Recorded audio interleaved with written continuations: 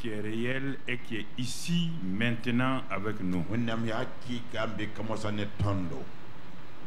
Avec assurance, nous savons que tu es là. Tu es non seulement en nous, mais tu es avec nous. Et tu es au milieu de nous.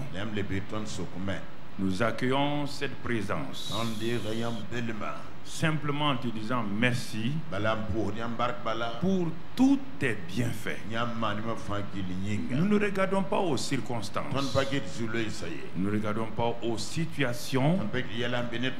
Nous regardons à la réalité de la parole de Dieu. Et c'est pourquoi ce matin, que toute la gloire, la louange et l'honneur soient à toi seul au siècle des siècles et au nom de ton Fils Jésus. Et le peuple dit Amen. Gloire à Dieu. Nous sommes dans le mois de novembre et nous progressons depuis, nous avons dit, l'année 2019, c'est l'année de la manifestation surnaturelle de la parole de Dieu par le Saint-Esprit. Et nous sommes allés mois par mois. Et à partir de la Pentecôte, nous avons commencé la vie de l'Esprit. Et ensuite, nous sommes passés à la loi de la foi. Sur tel thème-là, nous sommes encore. Parce que la vie de l'esprit inclut la loi de la foi.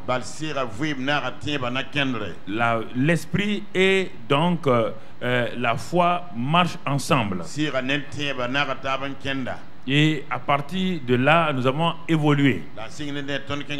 Nous nous sommes arrêtés mercredi passé pour faire un point sur le mystère de la foi, afin que les gens comprennent exactement ce qu'est la foi. Parce que le peuple de Dieu souffre beaucoup dans le monde. Partout où je voyage, en Europe, en Amérique, partout, ce que je vois, pasteur, priez pour moi. J'ai des problèmes. Alors que Dieu veut que chacun, Dieu dit, le juste vivra par la foi. Nous ne sommes plus dans l'Ancien Testament où il y avait 3 catégories d'hommes qui avaient le Saint-Esprit et qui manifestaient la foi: les prophètes, les sacrificateurs et les rois. Dans le Nouveau Testament, Jésus-Christ a fait de chacun d'entre nous sacrificateurs. Il nous a fait de nous des hommes justifiés. Et il dit, à cause de cela, tu dois vivre par la foi, parce que la foi t'a été donnée. Mais maintenant, la foi qui a été donnée comme un dépôt. Un dépôt, c'est une bonne chose. Mais il faut savoir manifester ce qui est dans le dépôt. Et c'est pourquoi, pour ces 2 mois qui restent là, ce mois de novembre, c'est le mois où nous avons dit, comme dans Marc 5, le Gadarénien qui a été libéré va, il raconte aux gens de ta maison, tiens, raconte-leur tout ce que le Seigneur t'a fait. Ça sera sur le terrain. Nous allons envahir, comme nous le faisons, envahir les rues, les villages, partout, pour raconter ce que nous avons vécu pendant ces 9 mois. Dire aux gens qu'est-ce que Christ a fait pour nous. Amener les gens. Mais en même temps que nous faisons cela, nous allons continuer. Puisqu'en décembre, nous sommes dans le mois des œuvres de la compassion. Mais malgré tout cela, nous allons continuer à enseigner la foi jusqu'à ce que cela devienne quelque chose de réel, authentique dans la vie des gens. Parce que pourquoi nous l'avons déjà dit depuis bientôt 3 semaines. Et nous commençons cette nouvelle sous-série que j'ai intitulée Les exploits de la foi.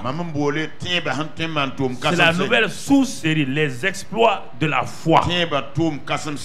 Alors, frères et sœurs, si nous ne comprenons pas ces vérités bibliques, nous ne pouvons pas opérer. Je vous l'ai dit le dimanche passé, en répétant ça le mercredi. Sur cette terre-là, le moyen d'échange, le moyen de transfert des biens qui sont en public dans ta vie privée ou dans ta maison,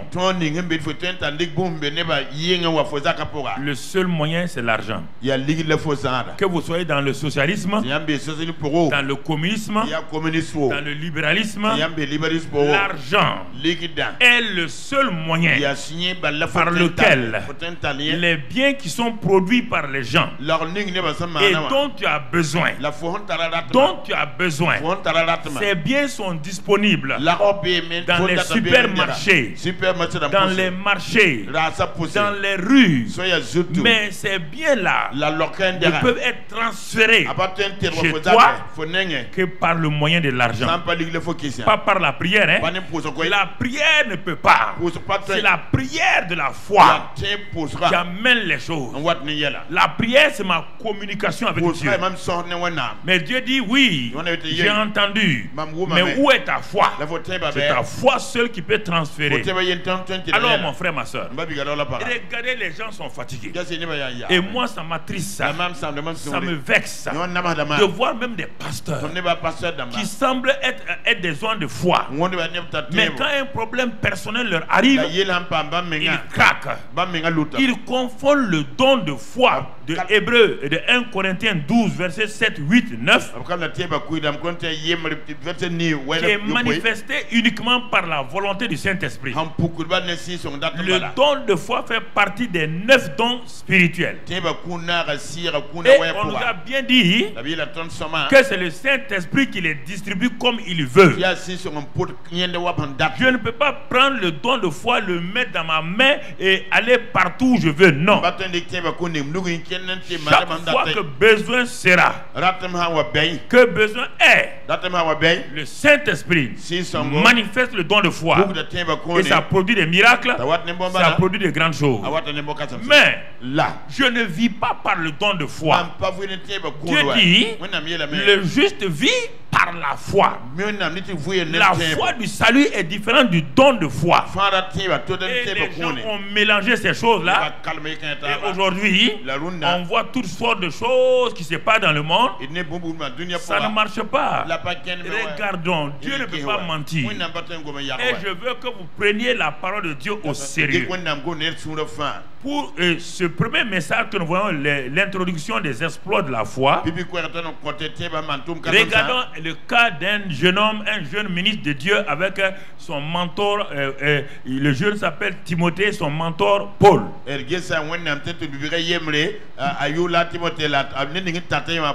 Dans 2 Timothée chapitre 1 verset 5.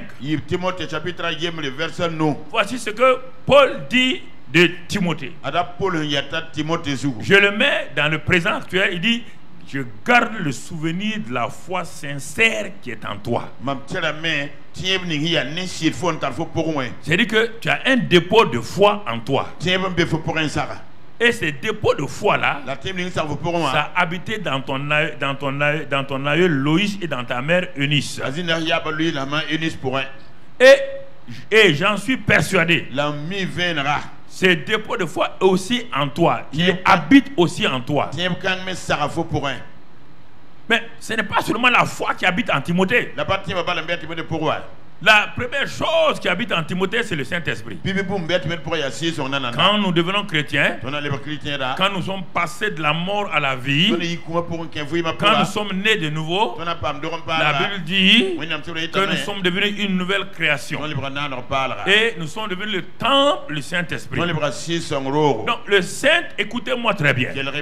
Le Saint-Esprit habite en Timothée. Il n'y a aucun doute pour cela. Il est le temple du Saint-Esprit. Il n'y a que l'église de Corinthe qui ne savait pas ça. C'est pourquoi Paul a parlé aux Corinthiens 8 fois. Ne savez-vous pas? Ne savez-vous pas? Ne savez-vous pas que vous êtes le temple du Saint-Esprit, que le Saint-Esprit habite en vous? Mais Timothée, lui, et par l'imposition des mains de Paul, il a été rempli du Saint-Esprit. Paul ne parle pas de ça. Ça, c'est le premier élément. Deuxième élément, comme le Saint-Esprit habite en lui, Paul dit, Timothée, j'ai connu ta grand-mère Loïs, j'ai connu ta mère Eunice. C'était des femmes de foi. Elles t'ont élevé dans la foi.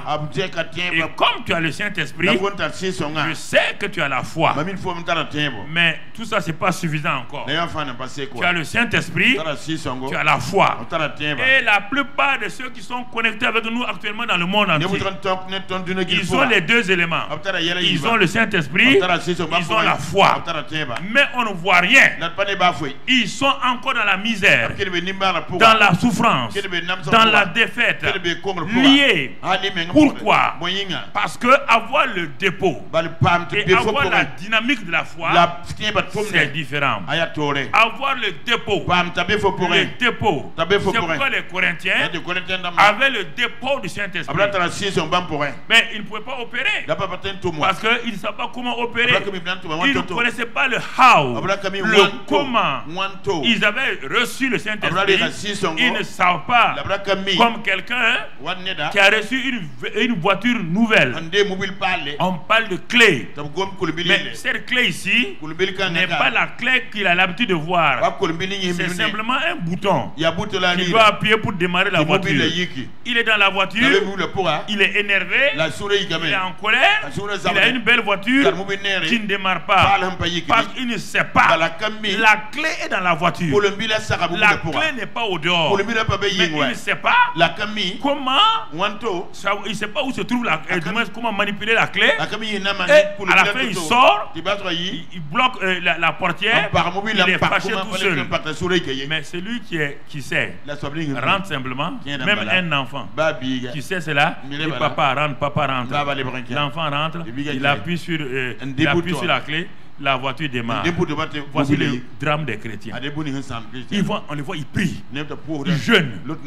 Quand ils vont à la maison, il n'y a rien. Il n'y a rien. C'est terrible. Pourtant ils sont chrétiens. Pourtant le Saint-Esprit habite en eux. Pourtant ils ont un dépôt de foi en eux.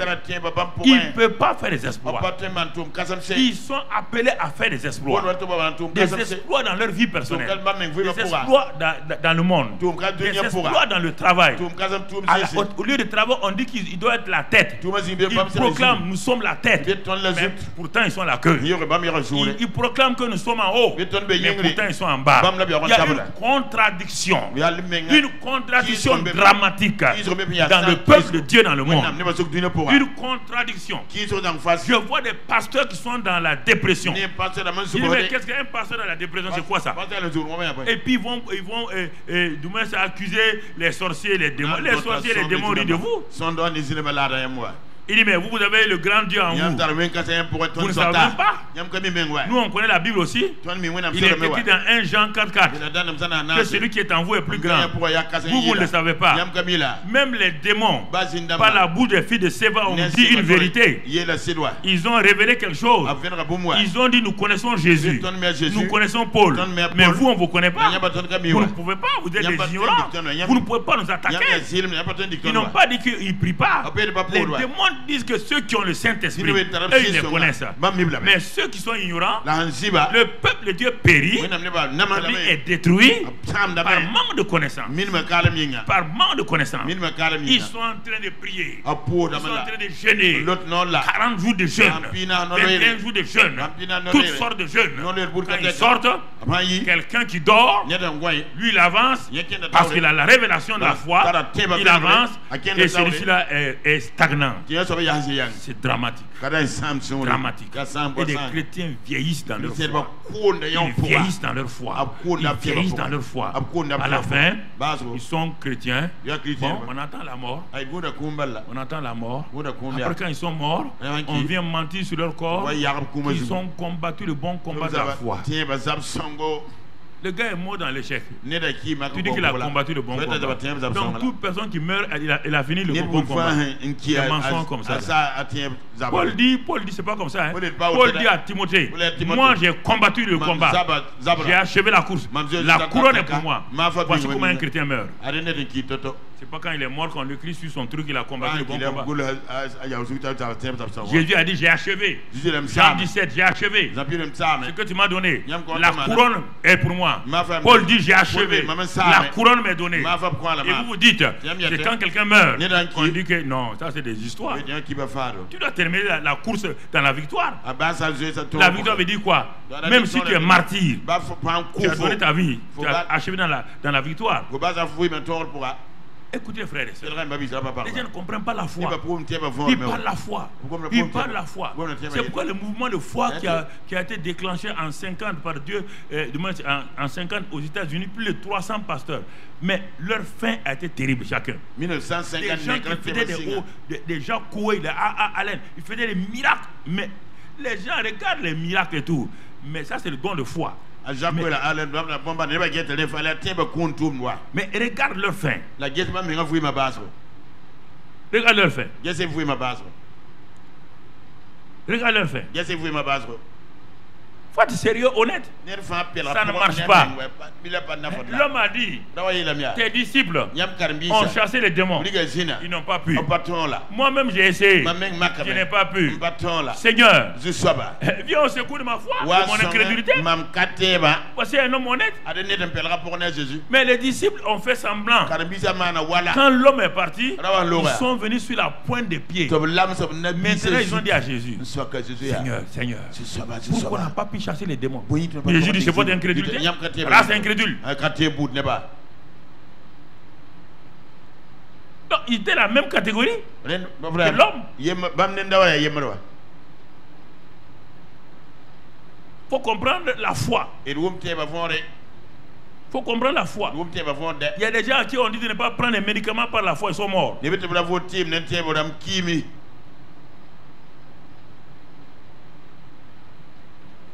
Faut bien comprendre la foi. La foi, ce n'est pas une adhésion mentale. La foi,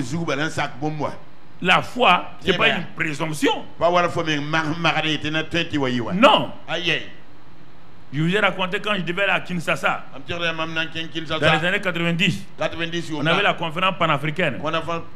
Une semaine avant, j'ai lu dans les journaux, un pasteur de Brazzaville a voulu traverser le fleuve là, mais pas où les bateaux passent, de l'autre côté de Brazzaville là, si tu connais Brazzaville, le fleuve là devient comme un torrent. Il a fait venir des gens que Pierre a marché sur l'eau, lui va marcher sur l'eau.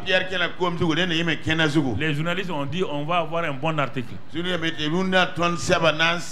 On va avoir un bon article pour vendre nos journaux. On nous a dit que les pasteurs, les chrétiens évangéliques sont parfois des fous.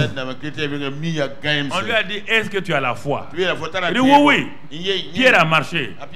Pierre a marché pourquoi? Parce que Pierre a dit, Seigneur, si tu me dis de venir, je vais venir. La foi vient de ce qu'on... Mon pasteur, tu as entendu quoi? Non, tu n'as rien entendu. Ok. Les gens sont venus, les journalistes sont venus. Il est rentré dans l'eau là. Alors qu'à un moment donné, quand tu arrives là, le sol là glisse. L'eau là est venue fip. 3 jours avant qu'on retrouve le corps du pasteur. Les journaux de Kinshasa, les dépêches de Brazzaville, tous les journaux là, on publie. Moi, je devais aller à Kinshasa une semaine avant. Le gars, il va gâter notre conférence. Il va gâter notre conférence. Seigneur, il faut nous aider. Il faut nous aider. Vous comprenez? 3 jours avant qu'on trouve son corps. La foi n'est pas une présomption. Là, tu confonds croire et foi. À tout le monde, il a été donné de croire. Les hommes croient en Dieu. Tout le monde croit que Dieu est puissant. Mais pourquoi il ne montre pas sa puissance? Sors, va interviewer les gens dans la rue. Est-ce que Dieu est puissant? Tout le monde dit, je crois que Dieu est puissant. C'est pas ça la foi. C'est un élément. C'est pas ça la foi. C'est pas la foi. Regarde ta vie. C'est pas ça la foi. Tu entends? Donc on revient sur Timothée. Il dit, tu as la foi sincère. Tu as tout. Tu as ça. Donne-nous le verset 7. Verset 7. Ah. Voici un homme qui a la foi sincère, mais qui est rempli de quoi? De timidité. Ça ne marchera pas. La peur est l'antithèse de la foi. La peur est une foi en Satan. Si toi tu dis que tu as la foi et tu entretiens la peur, ta foi ne marchera jamais. Il y a un combat. Satan utilise les sens. Il utilise les sentiments. Il utilise les émotions. Il utilise tes yeux pour te faire peur.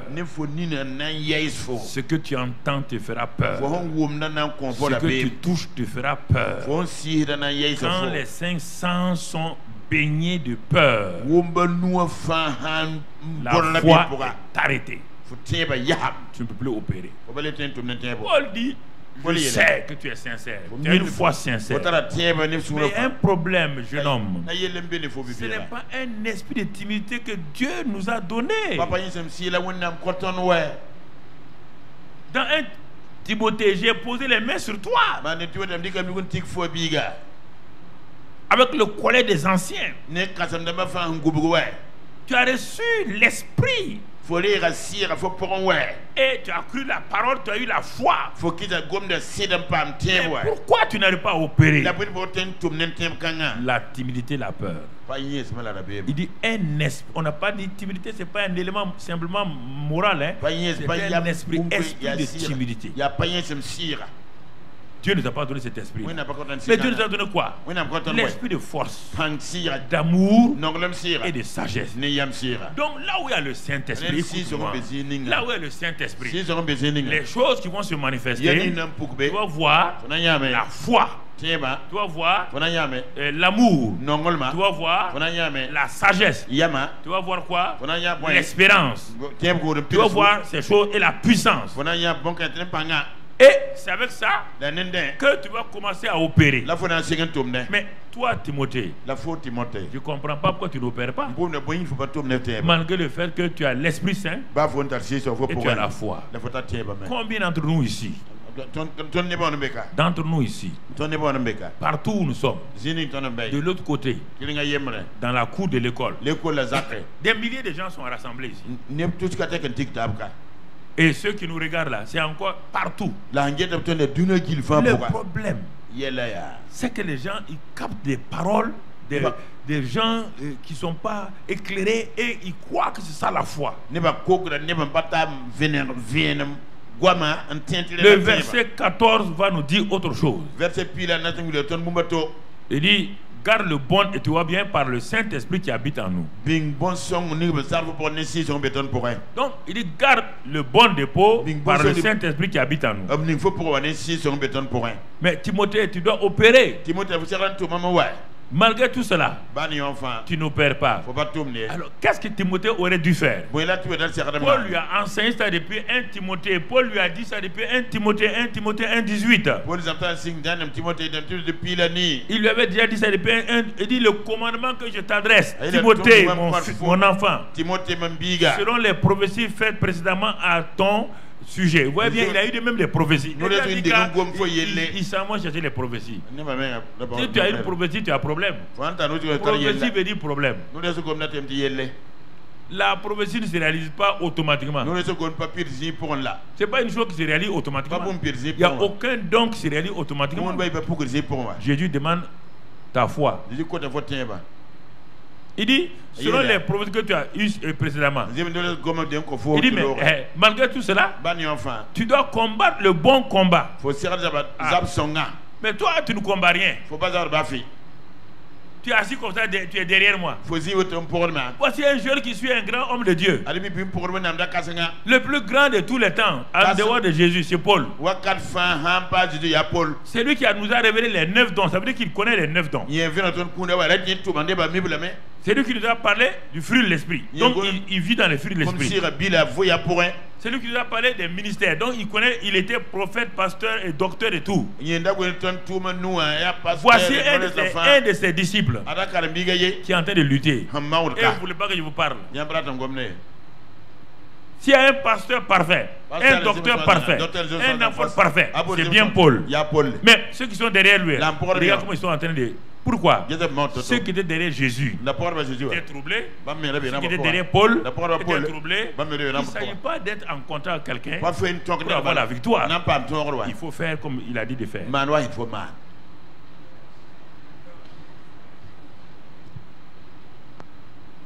Il faut faire ce qu'il a dit de faire. Est-ce que nous comprenons?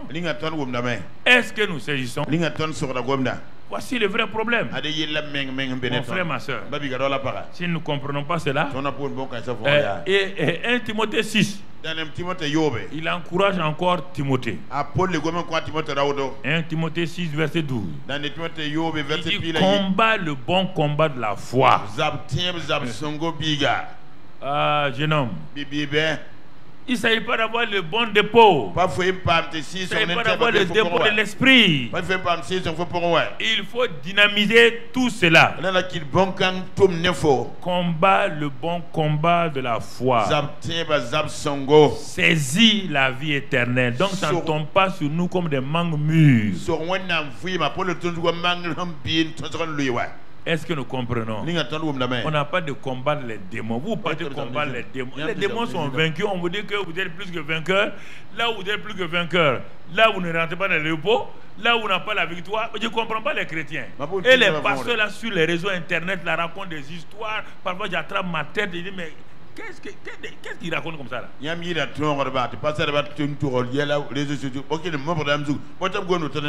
Il renverse les problèmes. On te dit, vous êtes plus que vainqueur. Et vous avez eu la victoire par celui qui est en vous. Au lieu d'entrer dans le repos, tranquillement, il laisse ça, il laisse la victoire qu'ils ont déjà par le Saint-Esprit, et ils sont en train de combattre les démons que Jésus a déjà vaincus. Vous pouvez combattre les démons que Jésus a vaincus. Les démons sont rusés. Si ils savent que vous êtes ignorants, ils vont faire semblant comme ils sont plus forts que vous. Ils vont faire semblant comme ils sont plus forts que vous. Ils vont vous dire, ça c'est des malédictions générationnelles. Si Jésus, c'est une insulte à Jésus. Si Jésus n'a pas pu enlever votre malédiction générationnelle, quel est cet homme sur la terre qui a ce pouvoir d'enlever cette malédiction? Ça m'énerve. Ça m'énerve. Si Jésus n'a pas pu enlever ça, Jésus est il est allé, la croix du calvaire est parti jusqu'au premier péché d'Adam. Le premier homme. Le premier homme. La main droite de Jésus est partie prendre le péché du premier homme. Sa main gauche, le dernier homme qui va exister sur la terre. La croix a balayé tout le temps où l'homme est sur la terre. A pris les malédictions de Adam jusqu'à maintenant, y compris ton grand-père. Ton grand-père est né quand? 20e siècle. Avant le 20e siècle, Jésus avait déjà pris les malédictions. On raconter des histoires comme ça. Vous voulez exploiter les gens. Vous voulez vendre les bénédictions. D'accord. Mais Jésus a tout pris déjà. Les gens veulent s'enrichir sur le don des ignorants. Tant pis pour vous. Allez vendre, allez vendre. Lui-même il est sous malédiction. Il va enlever ta malédiction comment? Soyez un peu intelligent. C'est que ton grand-père a eu malédiction là. Il a eu ça où? C'est ton grand-père qui a inventé malédiction. Hein? Ou bien ton grand-père est la source des malédictions de la terre. Le premier homme s'appelle qui? Il s'appelle qui? Quand il a péché là, la malédiction est venue sur lui. Tout est parti sur lui. Donc, malédiction générationnelle, ça a parti de qui? Si on enlève les racines d'un arbre, l'arbre peut exister. La racine de la malédiction, c'est Adam. Si on a enlevé ça, est-ce que ton grand-père peut vivre dans la malédiction? Toi, tu as le Saint-Esprit en toi. Le glorieux Saint-Esprit là, qui est allé jusqu'en enfer. L'enfer, même Satan n'a pas pu l'arrêter. Regardez comment là, Satan a pris l'âme. Le corps de Jésus était dans le tombeau de Jésus d'Arimathée. Son esprit au ciel, son âme dans le séjour des morts. Là où il y a Satan là, le Saint-Esprit est rentré là-bas. Quand l'âme de Jésus sortit, même il n'a pas été égratigné. Satan, c'est là, et quand il sortait, il a pris les clés de la mort et du séjour de la mort entre les mains de Satan. Et il a remis à Jésus. C'est pour dans l'Apocalypse, il dit Jésus, dit quoi? J'étais mort, je vis. Et maintenant je tiens quoi? Les clés de la mort et le séjour des morts. Il les tient où? Il les a eu où? Là-bas. Même l'enfer n'a pas pu le retenir. Et tout le monde chante. Mais l'enfer n'a pas pu retenir, le tombeau n'a pas pu retenir. Vous chantez et vous faites le contraire. Si l'enfer, qui est lui-même la source des malédictions, n'a pas pu retenir Jésus, si le tombeau n'a pas pu le retenir, comment toi, les péchés de ton grand-père, les malédictions de ton grand-père vont pouvoir retenir Jésus? Voici le problème des gens. Et les gens souffrent parce qu'on veut les manipuler. Ah bon, si tu viens chez nous, toi tu as quoi pour me délivrer? Toi tu as quoi que moi je n'ai pas? Où est le problème? Tu vois, non? Il dit non, combat le bon combat de la foi. Ne fais rien de... Combat le bon combat de la foi. Ne combat pas les démons. Combat le bon combat de la foi. C'est fini. Il y a 3 éléments que tu dois... Si tu veux faire les exploits de la foi, si tu veux comprendre ça, il y a 3 éléments que tu dois jamais oublier, jamais oublier. Et regardons ces 3 éléments, Hébreux 10, verset 38 d'abord. Et mon juste vivra par la foi. Tu ne pourras jamais faire les exploits de la foi, les œuvres de la foi, si tu ne crois pas que tu es juste et que tu dois vivre par la foi.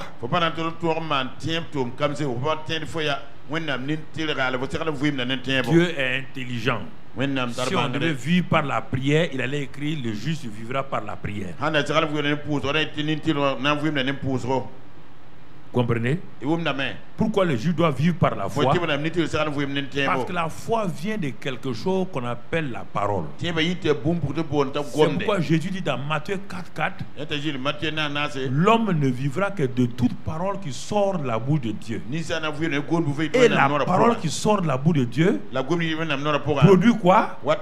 La foi. Donc les Juifs vivent par quoi? Par la foi. Les Juifs doivent vivre par la foi. Simplement. Pourquoi? Même Matthieu 4,4 et Hébreux 10,38 ou bien Romains 1,17 ou bien Habakkuk ou bien Galates 3. Toutes ces expressions, le juge vivra par la foi.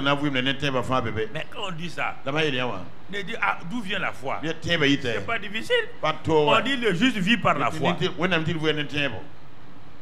Toute vérité établie par deux témoins. Le juge doit vivre par la foi. Pour je veux avoir la foi. Et même Dieu t'explique dans Matthieu 4,4, il dit l'homme vivra de toute parole qui sort de la bouche de Dieu.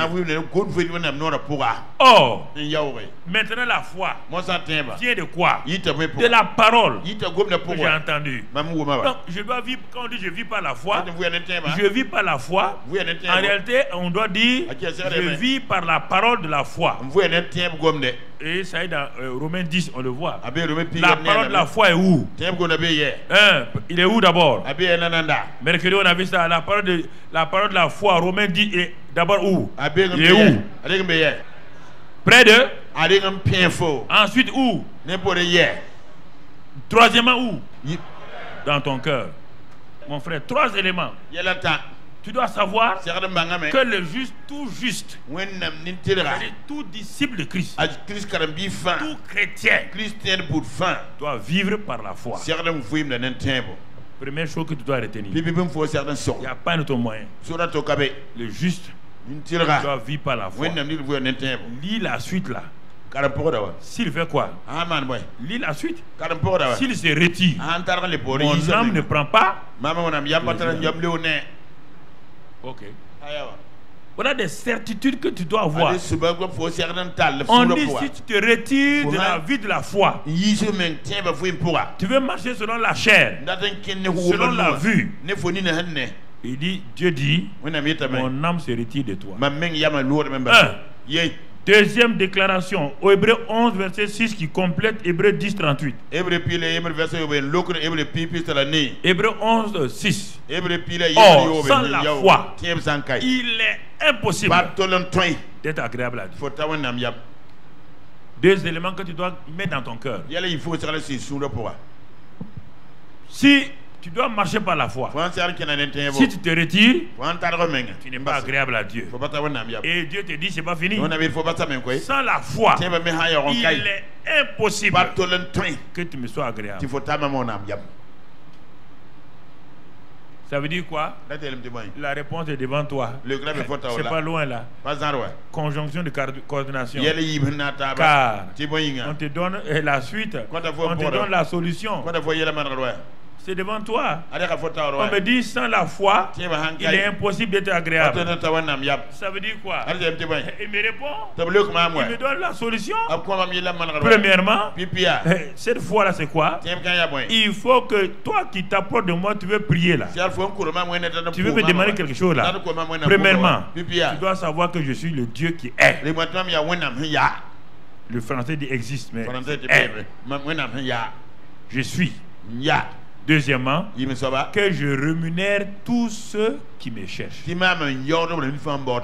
Voici cette foi-là que Dieu te dit. Simplement, je suis et je rémunère. Si tu ne crois pas ça, là, il t'est impossible que tu me sois agréable. Et réfléchis toi-même. Toi, tu ne crois pas que Dieu est. Et que c'est Dieu qui rémunère les gens. Comment tu vas marcher avec Dieu? C'est ça devant toi. C'est pas des choix à chercher loin. Quand toi tu vas pour prier, tu as le doute déjà. Ah, est-ce que Dieu va m'écouter? Est-ce que Dieu est bon? Est-ce que Dieu dit bon? Ce n'est même pas la peine d'ouvrir ta bouche. Je ne veux pas t'écouter. Si tu doutes de ma nature, si tu doutes, on va le voir toute la... C'est Dieu là. Si tu doutes de ma nature, si tu laisses les gens dire que parfois Dieu dit oui, parfois Dieu dit non, qu'on ne peut pas avoir confiance en lui, ce n'est pas la peine de prier. Toi et Dieu, vous n'allez pas vous entendre. Vous n'allez pas vous entendre. Vous n'allez pas vous entendre. Et troisième élément, donc tu dois tenir dans ton cœur Matthieu 17, 20, que nous avons lu et relu. Et il dit, c'est à cause de votre incrédulité, je vous le dis en vérité, si vous avez de la foi comme un grain de sénévé, vous diriez à cette montagne, transporte-toi d'ici, là, elle se transporterait, et rien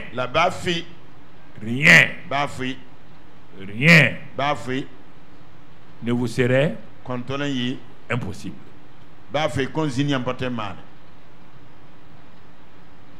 Je t'ai dit depuis la semaine dernière, si tu t'assois, tu regardes ces versets-là, toi-même tu vas pleurer, tu vas voir ta misère. Tu vas voir ta misère.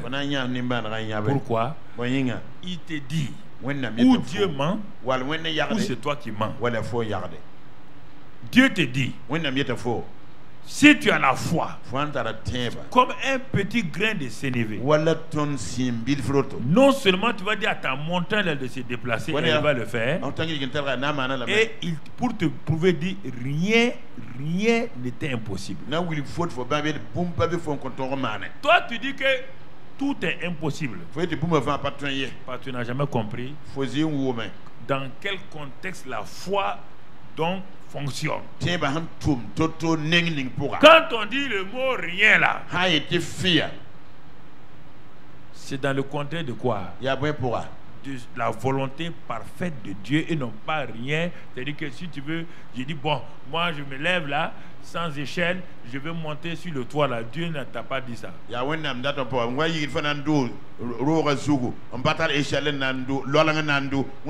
parle de tes besoins qui sont essentiels par rapport à Dieu pour la vie. On parle de juste vivre par la foi. On dit vivre, ça veut dire que les choses, la santé, la nourriture, la victoire, tout ça. On te parle des choses qui sont pour... On n'a pas dit n'importe quoi.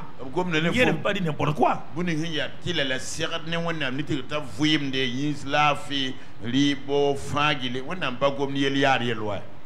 Et là, mon frère, ma soeur, et on te dit, et Jacques te dit, Jacques dit à Paul de s'asseoir.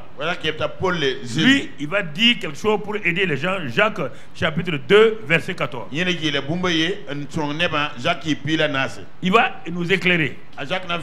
Il dit que sert-il à quelqu'un de dire qu'il a la foi s'il n'a pas les œuvres? Ça, ce sont les théoriciens qui disent ah, moi j'ai la foi. Non. Pas dire moi j'ai la foi. J'ai la foi.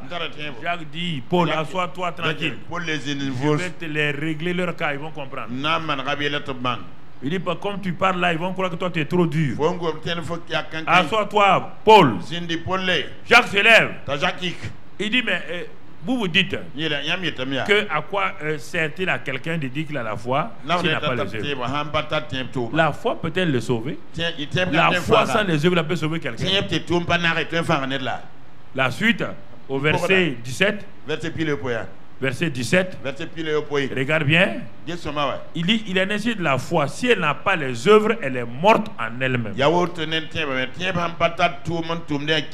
La foi qui ne travaille pas, la foi qui ne fait pas des exploits, elle est morte. Les muscles qui ne fonctionnent pas dans le corps, le bras est mort. Il ne peut pas agir. Ça c'est le naturel. Le spirituel, on te dit, faut pas dire, faut pas te fâcher. Peut-être tu parles de foi protestante ou foi catholique. On ne parle pas de ça ici. On te parle de la foi quelque chose de spirituel qui est vivant. Ça vient de l'esprit qui est vivant. On parle, on dit que la foi, le Saint-Esprit s'appelle l'esprit de foi. Dans 2 Corinthiens 4, on parle de lire. L'esprit de foi. Il dit sans la foi là. Si la foi ne produit pas des œuvres, elle est morte. Elle est morte. 18, verset 18. Verset 18. Mais quelqu'un dira, toi tu as la foi et moi j'ai les œuvres. Jacques, voilà, il ramène pour qu'on comprenne.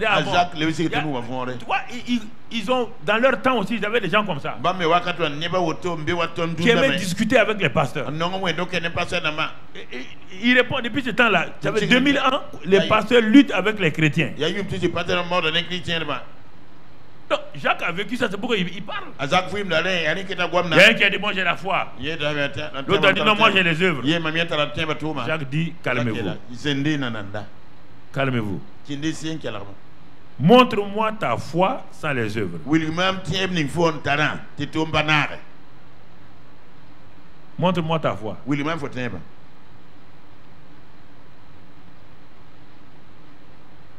Et moi je te montrerai la foi par mes œuvres. Les 4 amis qui ont amené leur 5e ami paralytique là, ils ont montré quoi à Jésus? Jésus voyant quoi? Jésus a vu leur. Mais est-ce qu'il est dit en commençant, est-ce qu'on a dit qu'ils avaient la foi? Non. Ce qu'ils ont fait là, montrer qu'ils avaient quoi? Et leur foi a été rendue visible. Résultat, Jésus dit, tes péchés te sont pardonnés, lève-toi, prends ton lit et marche. Les exploits de la foi. Pas te fâcher. La foi n'est pas une chose religieuse. La foi, c'est spirituel. Spirituel.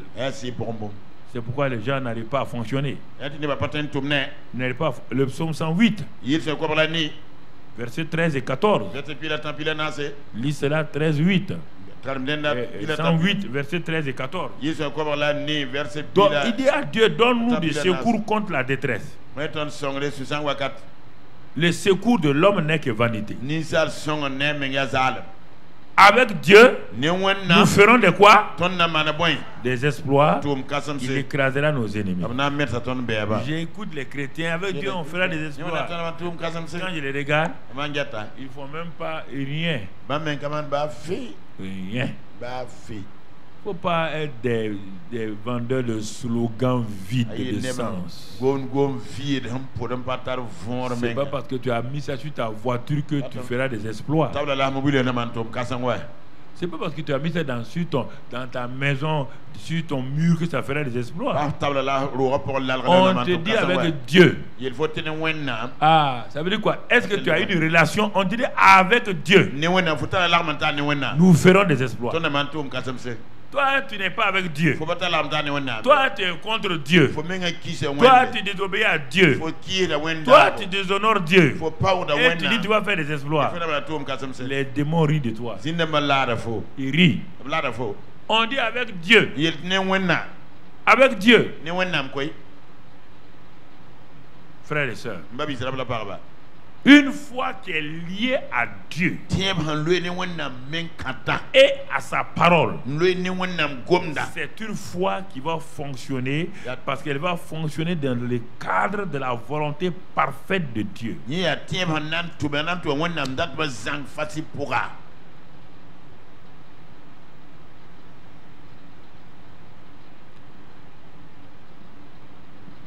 Mon frère, ma soeur, et je t'amène à réfléchir en même temps que moi.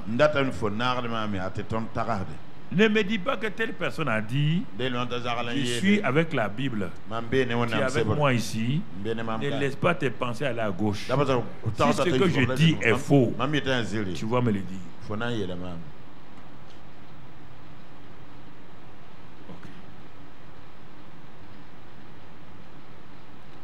Tout ce que les gens disent de faire là, c'est pas parce que 4 personnes sont montées sur un toit pour descendre leur ami malade, que tu vas aller prendre ton ami malade, aller monter sur un toit pour le faire descendre.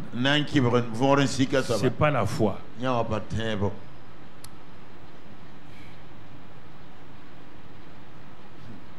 On dit avec Dieu. On ne te parle pas d'un Dieu du passé. C'est toi qui es là aujourd'hui.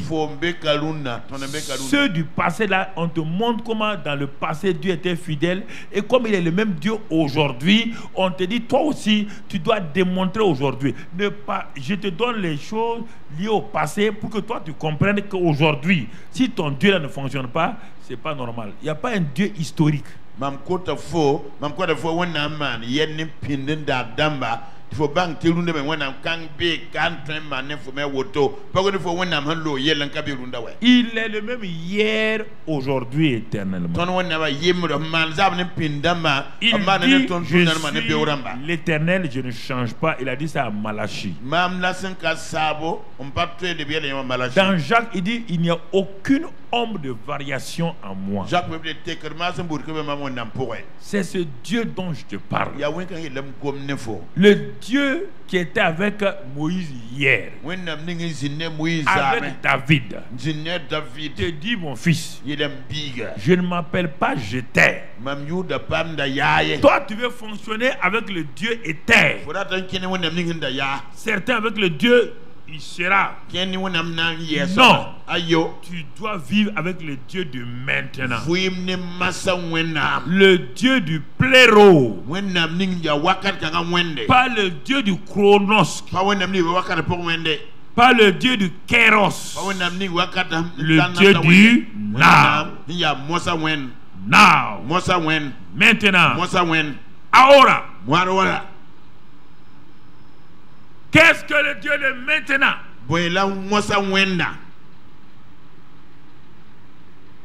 On te parle du Dieu de Moïse pour te fortifier. On te parle du Dieu d'Abraham pour te fortifier. On te parle du Dieu de David pour te fortifier.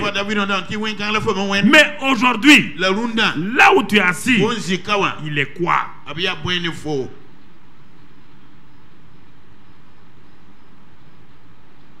Ils ont lutté comme toi. Ah, personne ne les a aidés. Dans l'affaire de foi, nous avons le privilège aujourd'hui d'être enseignés. Mais Moïse n'était pas enseigné. Abraham n'était pas enseigné. C'est pourquoi il a mis 24 ans avant de percer. David n'était pas enseigné. Nous avons le privilège d'avoir la vie de ces hommes et de ces femmes qui auraient dû nous propulser pour faire des percées rapidement. Mais nous sommes devenus lents à croire. Paul dit aux Hébreux, je vous ai donné du lait. Parce que je ne pouvais pas vous donner du riz gras. Parce que votre ventre n'est pas solide pour contenir du riz gras. C'est pourquoi je continue à vous donner du lait. Pourquoi? Vous voulez aller prendre le Dieu qui est de Moïse là. Mais votre Dieu aujourd'hui. Donnez-moi la preuve qu'il est votre Dieu. Laissez tranquille Moïse. Laissez tranquille Abraham. Ils sont partis. Laissez-les. Aujourd'hui, montre-moi ton chapitre de Actes des Apôtres. Actes des Apôtres n'est pas fini dans Acte 28. Dans le livre des Actes, c'est pas fini. Si tu lis la fin de Acte 28, tu verras que on n'a pas mis un point final, on n'a pas dit Amen, on n'a pas mis une prière. Paul a écrit, donc la vie de Paul s'est terminée dans Acte 28. Les Timothées ont commencé Acte 29. Ceux qui ont suivi Acte 30, les Luther, etc.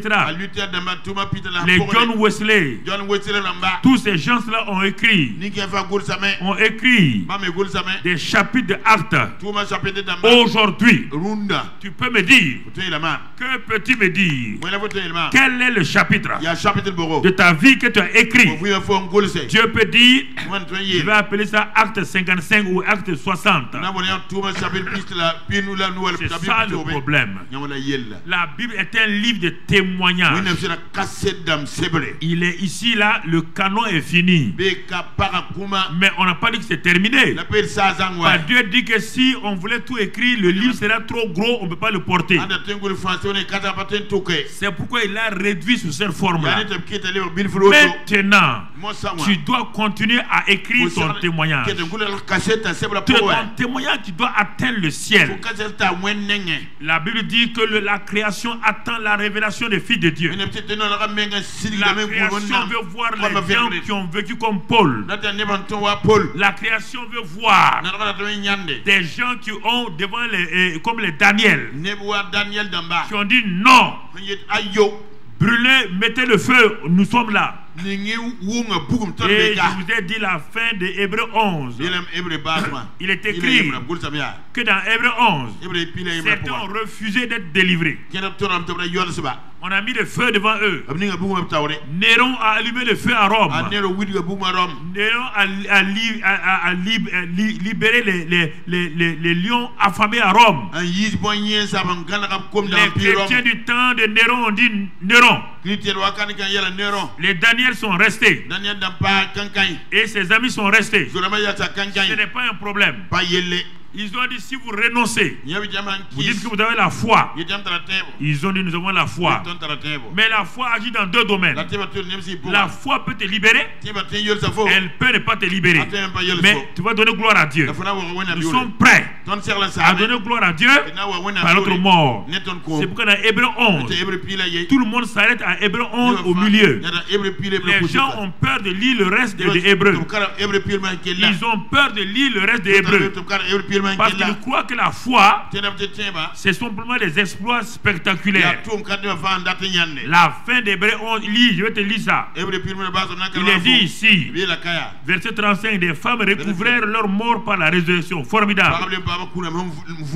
D'autres furent livrés au tourment et n'acceptèrent point de délivrance. C'est la foi aussi. Comprenez, chrétiens. On ne parle pas des choses spectaculaires que les gens nous montrent aujourd'hui à la télévision. Telle personne. C'est pas ça, mon frère. Tous les martyrs qui sont morts au stade à Rome là, ils sont morts en chantant. Le feu montait. Ils chantaient. On a pris leurs enfants. On a libéré les lions affamés. Et on a jeté les enfants devant les parents. Si vous renoncez à Jésus, les lions ne sortent pas. Ils ont dit, les lions n'ont qu'à manger nos enfants. Nous croyons ce qui a fait que ceux qui étaient dans le stade là, non, c'est pas possible. Ces gens ils sont fous. C'est pourquoi ils se sont convertis. Ceux qui étaient venus pour rire ont commencé à pleurer. Comment une maman, le lion mange son enfant et l'élève ses bras? Comment ces enfants-là, on a mis le feu, le feu brûle et tous chantent les mêmes cantiques. Au lieu que Néron n'a pas compris, au lieu qu'il arrive à vaincre, le stade entier a été convaincu que les chrétiens avaient raison. C'est pourquoi c'est Néron qu'on a détruit. C'est la même foule qui a détruit. Ça, c'est la foi aussi. C'est les exploits de la foi. Frères et sœurs, c'est ça aussi les exploits de la foi. Alors, frère, il faut t'attacher au Dieu de la foi. Attache-toi à lui. Si tu veux faire les exploits de la foi, il faut que tu connaisses le Dieu de la foi. Attache-toi à lui. Il est dit, il est le Dieu, l'auteur et le consommateur de la foi selon Hébreux 12:3. Dans Luc 1:37, il dit que rien n'est impossible à ce Dieu-là. Alors c'est pourquoi il te dit, si tu me connais comme le Dieu à qui rien n'est impossible, toi aussi, par la foi, rien ne te sera impossible.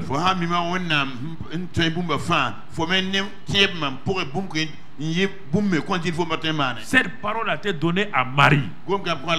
Il dit, si tu crois au Dieu qui m'a envoyé là, l'ange Gabriel dit, si tu crois au Dieu qui m'a envoyé,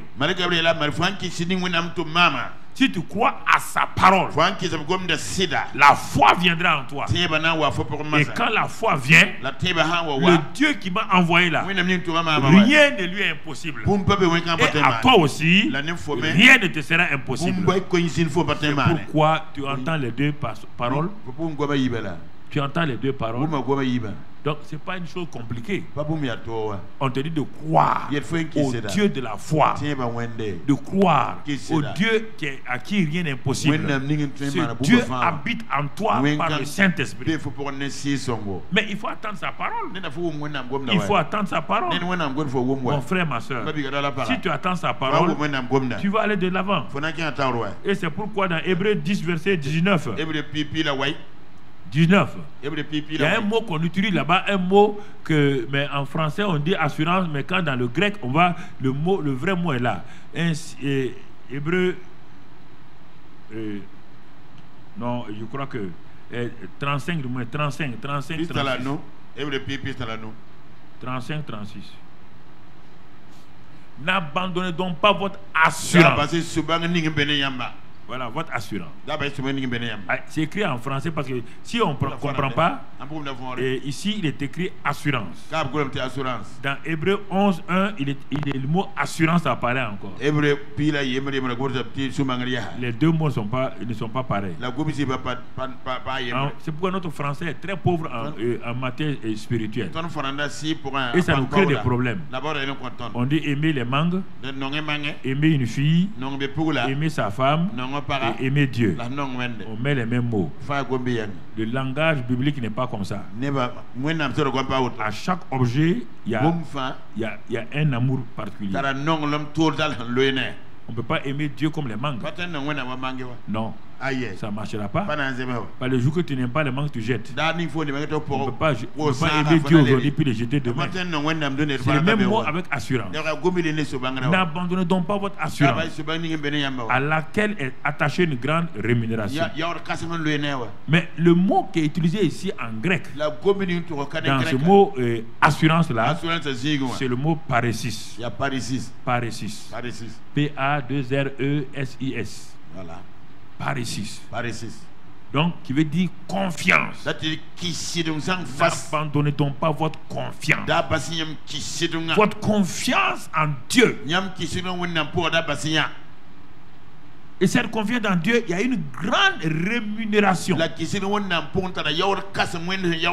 a une grande rémunération.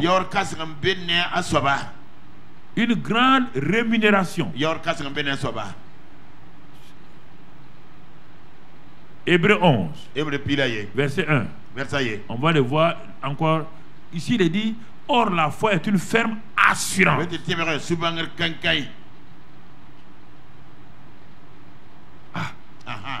Mais en français, assurance. Et ça nous complique la situation. On dit assurance des choses. Confiant des choses, ça veut rien dire. Si je mets le mot confiance ici, ça veut rien dire. La foi est une ferme confiance des choses. Ça veut dire quoi? Rien. Donc le grec utilise l'autre mot. Il n'utilise pas paresis. Non, mon frère. Le grec il utilise dans ce passage-là, il utilise le mot hyposis. Donc, pour nous montrer, là, il te parle d'une garantie. D'une garantie. Hypostasis. Donc, le mot garantie, c'est une garantie. C'est une preuve. Et l'autre, on te dit une ferme confiance. Il y a une rémunération. Ici, on te dit garantie. La foi est une ferme preuve, une garantie. Des choses que tu espères. Et quand il y a cette garantie-là, tu vas en faire la démonstration. Nous sommes au premier message, hein? L'introduction des exploits de la foi. On est en train toujours d'entrer, on a mis nos pieds dans l'eau. On n'a pas avancé encore. C'est comme l'homme de Ézéchiel 37. L'eau était à ses pieds. Il n'y avait rien, il ne pouvait pas opérer. L'eau est montée à ses genoux. L'eau est montée à ses hanches. Et ensuite, il a commencé à avoir un torrent. Et quand il a vu le torrent, c'est en ce moment qu'il s'est aperçu que sa vie, son ministère, ont porté du fruit. Il a regardé attentivement. Il voit au bord de l'eau maintenant des arbres fruitiers. Mais quand l'eau était à sa hanche, il a vu beaucoup de pêcheurs de poissons dans l'eau. Ça, c'est le ministère d'évangélisation.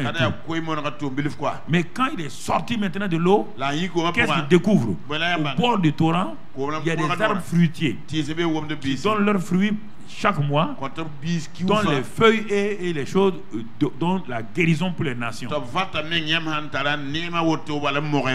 foi est comme ça. Elle va de façon croissante. Elle grandit. Ce n'est pas Dieu qui te donne une grande foi. La foi que tu as, Romains 12, 3, que Dieu va te donner, en relation avec Romains 10, 17. Chaque fois que la parole de Dieu est donnée, tu as confiance en Dieu, tu as confiance en sa parole. Tu vas passer du minimum et tu vas aller pas à pas, comme Abraham. Regardons ce qui s'est passé avec Abraham. Et comme ça, ça va te permettre de situer le contexte aujourd'hui. Les gens parlent d'Abraham, le père de la foi. Mais Abraham n'est pas devenu le père de la foi automatiquement. Il n'a pas la foi automatiquement. La foi d'Abraham a commencé dans Genèse 17.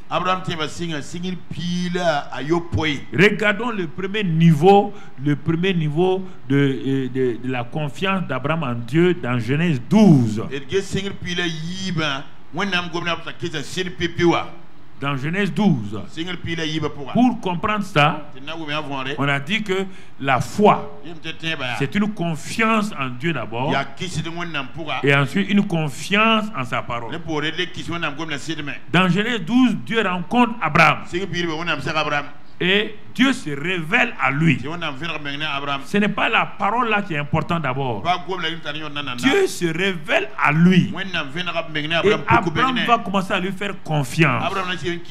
C'est le premier niveau. Et quand les gens sont à ce niveau-là, ils veulent faire des grands exploits. Ça ne marche pas. Ça ne marchera pas. Ça ne marchera pas. Abraham, qu'est-ce qu'il a fait? Il crut. Il est devenu un croyant. Quand Dieu est venu se présenter, il est venu se présenter. Dieu, Abraham adorait des idoles. Josué 24. Il était avec son père, adorateur des idoles de l'autre côté. Le fleuve, l'Euphrate. Dieu a appelé son père pour aller à Canaan. C'est pas Abraham d'abord. Hein. Connais bien ta Bible. Le père qui a été appelé pour aller à Canaan. Le père est venu s'arrêter à Charan. Il n'a pas progressé. Il est mort. Quand il est mort, maintenant, le Dieu de son père là a commencé à se révéler à Abraham. Ça dans Genèse 11, les derniers versets. Genèse 12, Dieu parle maintenant à Abraham. Abraham a confiance en lui. Dieu va lui parler. Maintenant, il dit va-t'en. La parole est là. D'abord, tu n'as pas confiance en Dieu. La parole ne te servira pas. C'est pourquoi beaucoup de paroles sont données. Les gens envoient les paroles. Ils n'ont pas confiance en Dieu. Ils n'ont pas confiance en Dieu lui-même. Et ils veulent avoir confiance à la parole. Si tu n'as pas confiance en moi, tu n'as jamais confiance en ma parole. Même si je te dis, va à la banque, va prendre 200 millions. Si tu me regardes, tu doutes de moi, tu n'iras jamais à la banque. C'est comme ça. C'est d'abord la personne. On a confiance en la personne. On a confiance au Saint-Esprit. Et les paroles qui sortent maintenant, tu vas agir. Abraham, premier niveau, il a cru, il est parti. Il devient un croyant. Et quand il a commencé à douter encore, Dieu vient dans Genèse 15. Parce qu'il n'a pas la foi encore. La croyance fait partie de la foi, mais la foi n'est pas la croyance. Croire n'est pas la foi. Les gens confondent les deux. Abraham est un croyant. Un croyant rempli de doutes. Dès que la première épreuve est arrivée, à Canaan, il est descendu en Égypte. Regarde ta vie. Quand une première épreuve arrive, comment tu abandonnes Dieu, tu t'en vas. Il ne connaît pas Dieu encore profondément. Il est revenu. Dieu lui apparaît et lui montre son futur. Les 4 points cardinaux. Il dit, tu seras un homme dont la vie va atteindre le ciel. Quand Abraham est mort, Dieu a créé dans le ciel un endroit qu'on appelle le sein d'Abraham. Abraham a tellement impacté la terre qu'il a impacté le ciel. Mais regardons comment il avance. C'est pourquoi parfois ne te décourage pas. Ne crois pas que tu peux être un géant de la foi d'un seul coup. Tu es en train d'avancer. Tu es en train de progresser. Il dit que Jésus croissait en sagesse et en tout. Il croissait. Tu dois croire dans la vie de la foi. Tu ne peux pas devenir un champion de la foi d'un seul coup. Personne ne peut devenir champion de 5000 mètres d'un seul coup. Si tu n'as jamais couru 5000 mètres, tu te lèves pour courir, tu vas voir ce qui va t'arriver. On va venir te ramasser pour t'amener à l'hôpital. Donc on s'exerce. On exerce la foi. On exerce les muscles. Et on y va doucement. Pour courir 5000 mètres plus tard, c'est facile pour toi. La foi commence ainsi comme Abraham. Avant qu'on l'appelle l'ami de Dieu. C'est pas dans Genèse 17 même. Il est devenu ami de Dieu quand? C'est dans Genèse 18. Ça fait maintenant 25 ans. Les jeunes prêchent mélo la foi et ils mettent les gens dans des problèmes. Et ça crée des problèmes chez les gens. Et il dit accélération divine. Accélération divine. D'un seul coup comme ça. Bon, ok. Tu verras par quel fossé tu vas aller. C'est cela mon ami. Abraham, il crut. Et il est en train de grandir dans la croyance. Puisque dans Genèse 15, il est découragé. Un homme qui a la foi ne se décourage pas. Et tu comprends ça. Quand c'est la foi, quand c'est la foi, mais quand c'est la croyance, on peut douter. On peut se décourager de moi. On peut se décourager. C'est qui les deux choses qui accompagnent la foi. Je vais te dire ça tout à l'heure. Dans Genèse 15, le gars est tellement découragé. C'est un croyant, puisqu'il est parti. Mais c'est le premier niveau. Il est en Canaan. Mais pourquoi il est découragé? Parce que la parole qui l'intéresse là, Dieu dit que ta postérité, Le gars est à Canaan. Il est sans postérité. Il faut qu'il développe la patience et la persévérance. Et c'est ça que nous ne voulons pas développer. Nous sommes trop pressés. La foi n'est pas cocotte minute. La foi ne se fait pas comme ça. Non. Il faut apprendre au fur et à mesure. Si tu apprends rapidement, tu vas grandir rapidement. Si tu es lent, tu seras lent dans la vie de la foi. Genèse 15.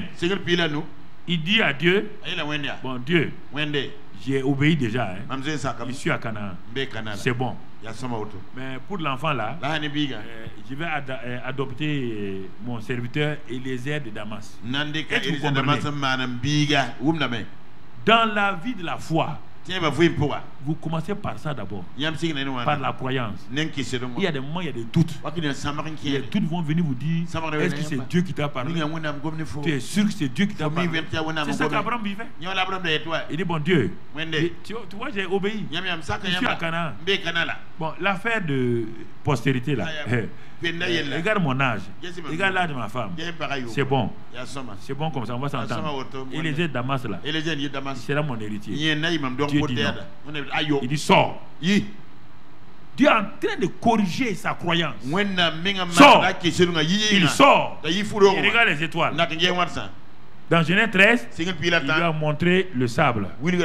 Dans Genèse 13, il lui a montré les 4 points cardinaux. Ça, c'est le premier niveau. Deuxième niveau de la croyance, il lui montre les étoiles du ciel. Dieu te montre d'abord les choses de la terre, les choses qui sont devant toi. Après, il te montre les choses du ciel. Ta foi sera connectée au fur et à mesure aux choses du ciel. Maintenant, quand Abraham regarde le ciel, il regarde le visage et les étoiles là. Ce sont tes enfants comme ça. Et la Bible dit en ce moment-là, dans Genèse 15 là, Abraham crut. On n'a pas dit qu'il a eu la foi. Il crut en l'Éternel, qui le lui imputa à justice. Quand les jeunes prêchent, ils disent foi. On ne parle pas de foi. Si c'est la foi, regarde, le monsieur est au dehors. Écoute-moi. Si tu ne connais pas la Bible, il faut t'enseigner. Il est au dehors, en plein milieu là. Il regarde les étoiles, il les compte et il crut. Dieu lui a imputé en justice. S'il avait la foi là, il rentre sous sa tente. Genèse 16. Il rentre, il quitte le dehors là. La tente est là. Il rentre dans la tente. Sarah l'attend. Sarah lui dit, Dieu m'a rendu stérile. Prends ma servante Agar. S'il avait la foi, est-ce qu'il va prendre la servante? On veut vous enseigner, vous ne voulez pas, vous êtes pressé. Allez-y. Quand votre voiture va faire tonneau,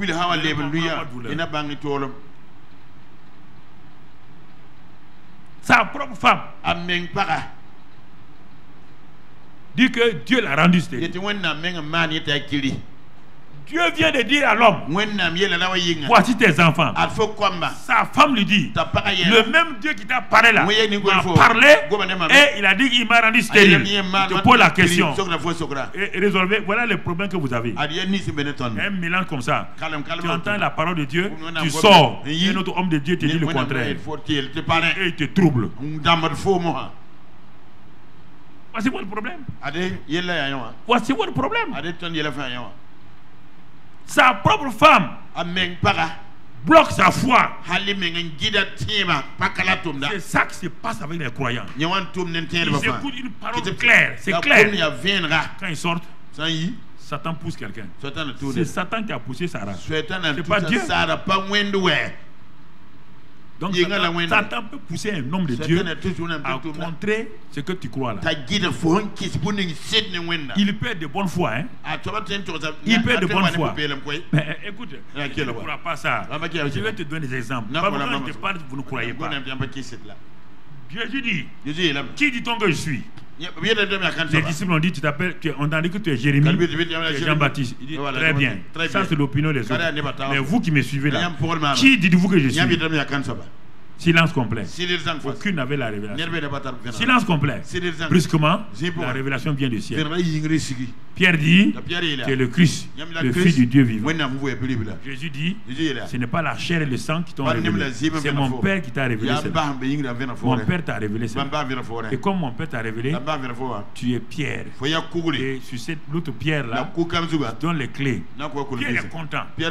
5 minutes plus tard, dans la même causerie, Jésus dit, oh, dans quelques jours, je vais aller, on va me faire mourir à Jérusalem. Le même Pierre se lève. Il croit qu'il a la révélation une fois pour toutes.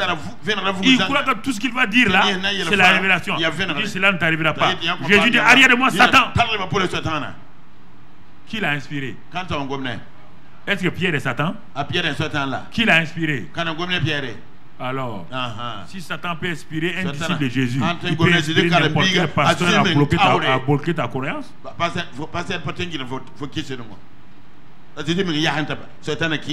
Quand on entend des messages comme ça, les gens s'en vont. Soit c'est ta marade, ta tante, ou ta maman, ou ton papa.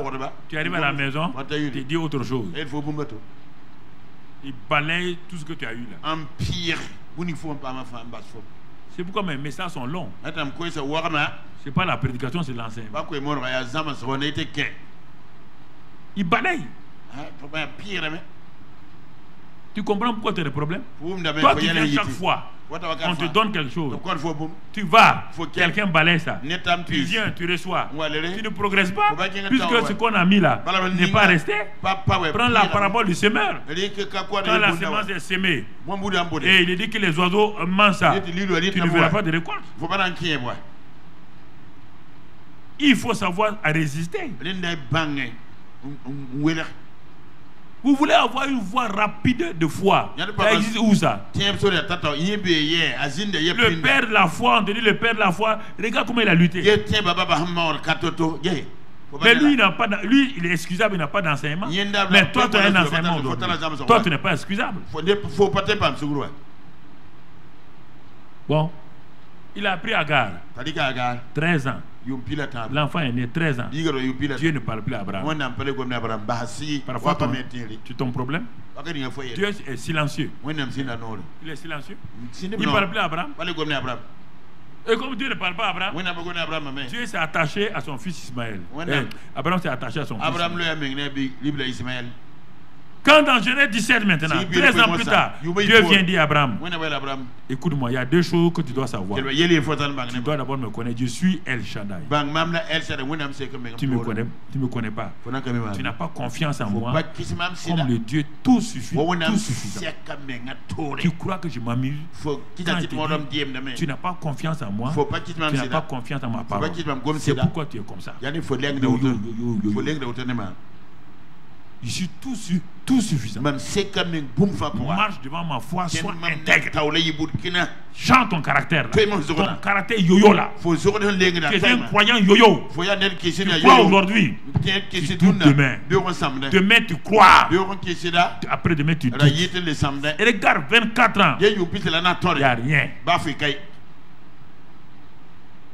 Je vais changer ta nature. Tu t'appelles Abraham, Sarah. Et désormais, ta bouche qui dit des paroles au hasard. Est-ce qu'on aura un enfant? Est-ce qu'on peut avoir un enfant? Je mets le nom de l'enfant dans ta bouche. Je ne veux plus que tu entendes autre chose. Isaac ne parle plus si on va avoir enfant.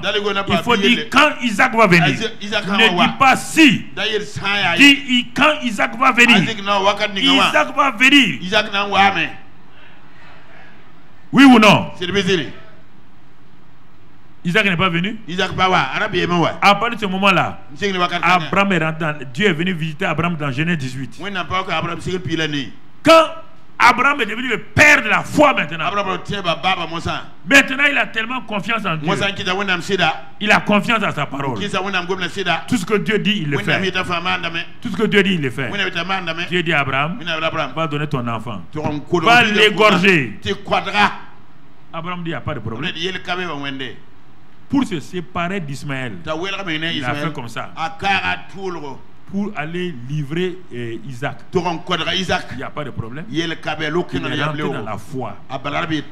Et la foi dit qu'Abraham dans son cœur dit il n'y a rien d'impossible à celui qui a la foi. Ça veut dire que je m'avais adoré Dieu, le jeune homme et moi.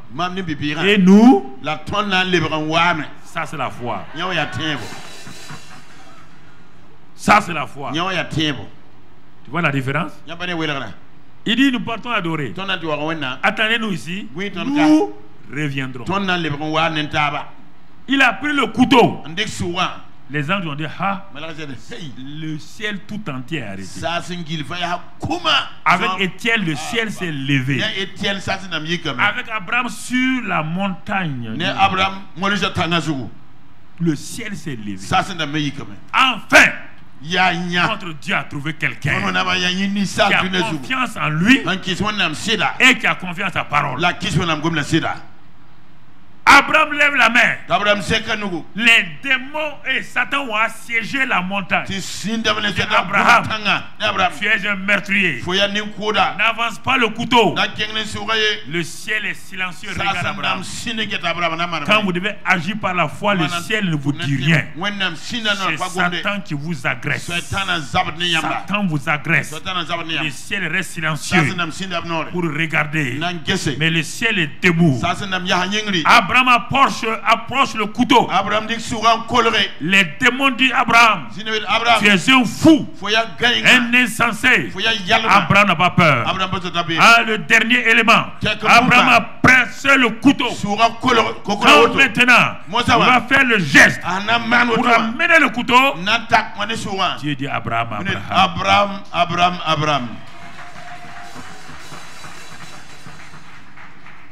C'est ça. C'est ça l'école de la foi que Dieu veut nous apprendre. Frères et sœurs, sur la route de l'école de la foi, Dieu nous bénit. On n'a pas dit que Dieu ne nous bénit pas. Il a béni Abraham. Il était riche. Regardez, il a offert la dîme des offrandes à Melchisedec. Sur la route de la foi, avec la simple croyance, il a vaincu les armées ennemies avec 300 soldats. Mais il n'est pas arrivé à la foi. C'est sur la route de la foi. Dieu va te bénir. Mais ne t'arrête pas à ça. Sur la route de la foi, Dieu va te rendre prospère. Ne t'arrête pas à ça. Ce que Dieu t'a dit là, il faut arriver là-bas. Comme ça, tu rentres dans l'amitié de Dieu. Et Dieu décide. Il dit, Dieu parle tout seul. On dit à qui Dieu parle? Il parle tout seul. Il dit, est-ce que je vais faire quelque chose sur la terre sans révéler à mon ami? Les anges disent, mais Dieu parle seul. Pourtant, il ne vieillit pas. Mais il parle tout seul. Il parle à lui-même. Il dit, je ne ferai plus rien sur la terre sans révéler à qui? Mon ami Abraham. C'est ça. La foi qui te fait entrer dans l'amitié de Dieu. Je ne veux pas trop te retenir. Je veux que tu saches. La foi, confiance en Dieu. La foi, confiance dans sa parole. Et troisième élément, quand tu as confiance en Dieu, en sa parole, tu agis. Tu agis maintenant. Et quand tu agis, le Saint-Esprit rentre en scène. Le Saint-Esprit rentre en scène. On verra ça plus tard. Avec quand on va arriver au combat de la foi. Quand on va arriver au combat de la foi, tu vas comprendre pourquoi il y a la foi de façon normale qui avance avec toi. Il y a des moments tu entres dans les combats de la foi. Ça, on le voit dans Ephésiens 6. On le voit dans 1 Pierre 5. Bon, ces choses-là, on va le voir plus tard. Mais d'abord, j'ai voulu t'introduire dans ces choses simples-là. Quand tu comprends ça, mon frère, ma soeur, alors tu es tranquille. Les difficultés peuvent venir. Les situations difficiles peuvent venir. Mais tu fixes tes yeux sur le chef et le consommateur de la foi. Et tu lui demandes de venir au secours de ton incrédulité. C'est en ce moment-là que tu pars pour jeûner et prier. C'est en ce moment que la prière et le jeûne sont importants. C'est en ce moment-là que tu pars dire à Dieu, cette situation-là, Seigneur, je ne sais pas comment je vais m'en sortir, mais mes yeux sont fixés sur toi. Comme Josaphat et son peuple, quand on va voir le combat de la foi. Josaphat n'a pas combattu contre les démons. Il a combattu contre les situations, les ennemis, les attaques. Josaphat était l'un des meilleurs rois d'Israël. Il craignait Dieu. Il était oint. Il avait la foi. Mais devant la situation, lui, il a eu peur. Et pour calmer sa peur, c'est en ce moment qu'on s'en va jeûner et prier. C'est ça que Jésus est dans Matthieu 17, 21 là. Et si vous voulez chasser de tels démons qui vous ont donné peur, parce que les démons qui étaient dans l'enfant là, quand il a attrapé l'enfant, l'enfant tombait dans le feu, tombait dans l'eau. L'enfant semblait être mort. Ça a créé la peur chez les disciples. Et pour vaincre la peur, les gens disent qu'il n'y a pas un jeune pour vaincre un démon. Tous les démons sont vaincus. Ou bien, il y a des démons qui sont vaincus par la croix et d'autres démons sont vaincus par le jeûne et la prière. Là, c'est quel évangile vous avez? Et c'est vous qui allez vaincre les démons par le jeûne et la prière. Des démons que Jésus n'a pas vaincus. Et vous allez vaincre par le jeûne et la prière. Bonne chance. Quand ils vont vous tuer, je ne viendrai pas à votre enterrement. Comptez sur moi. Jésus a tout accompli. Il a accompli. Il te dit maintenant, regardez bien. L'enfant là tombe. Il gémit. Écoute-moi, la vérité. Il y a des gens, quand tu as voulu délivrer là, quand ils sont tombés, ils s'étaient en train de comme mourir. Tu as eu peur, oui ou non? Tu as pu continuer encore? C'est en ce moment que Dieu dit, pour que la peur la parte et que tu aies la foi pour vaincre ce démon-là, la foi tu l'as. Il faut aller te mettre de côté. Va jeûner et prier. Quand tu jeûnes, tu pries, la peur là va partir et tu viens dans le repos. Je sais de quoi je parle. J'ai voulu prier au début. J'ai voulu prier pour un démon, un homme qui est devenu fou. J'ai prié pour lui. Et il se tordait, il faisait tout. Rien ne marchait. Heureusement, j'ai été sage. J'ai dit bon, demain je vais voir. Mais la nuit là, j'ai pris ma Bible. Toute la nuit, de 22h jusqu'à 5h du matin. J'ai prié jusqu'à ce que j'ai le repos. Pour que je n'ai pas peur. Quand j'ai prié, à un moment donné vers 4h, 5h, le repos est venu dans mon cœur. La peur est partie. Je me suis habillé, j'ai pris ma voiture. J'ai foncé dans la maison du fou là. Quand je suis arrivé, j'ai frappé. Ils ont ouvert. Il est sorti avec une couverture sur lui. Là, quand j'ai parlé, là, instantanément, il a été délivré. Mais hier, j'ai dit les mêmes paroles. Hier, parce que la peur était là. Voilà. Le jeûne et la prière là, ça va calmer votre prière et votre peur. Ça va enlever les péchés, les sables de péché qui ont fermé votre tuyau. Et maintenant, vous pouvez agir. Voilà, frères et sœurs. C'est ça qui a bloqué Israël pendant 40 ans, 40 jours. Quand David est venu, il connaissait Dieu. Il avait confiance à sa parole. En un clin d'œil, il a vaincu Goliath. Il n'a pas jeûné et prié. Il est venu trouver des gens, des jeûneurs et prieurs de 40 jours. Il est venu trouver des jeûneurs et prières de 40 jours. Ça fait 40 jours que Saül et l'armée jeûnaient et priaient. Mais chaque fois qu'ils viennent, Goliath soit dit, hé, je suis là. Ils ont dit, hé, hé, tu as vu l'homme là? Chacun fuyait. Mais quand David est arrivé. Il n'a pas gêné et prié. Il a été envoyé sur le champ sans être préparé. On lui allait donner du pain.